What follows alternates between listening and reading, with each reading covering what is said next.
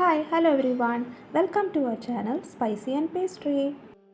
ഇന്ന് നമുക്ക് വലിയവർക്കും കുട്ടികൾക്കും ഒക്കെ ഹെൽത്തി ആയിട്ട് കഴിക്കാൻ പറ്റിയ ഒരു പീനട്ട് കാഷ്യൂ ലഡുവിൻ്റെ റെസിപ്പി ആയിട്ടാണ് വന്നേക്കുന്നത്.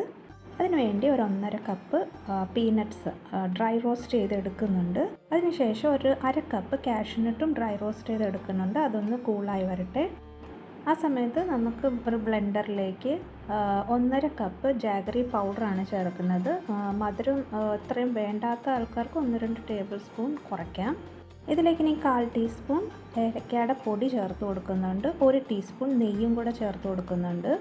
ഇനി നമ്മൾ വറുത്ത് വെച്ചേക്കുന്ന കാഷ്നട്ടും പീനട്ട്സും കൂടെ ഇട്ടിട്ട് നമുക്കൊന്ന് ഗ്രൈൻഡ് ചെയ്തെടുക്കണം.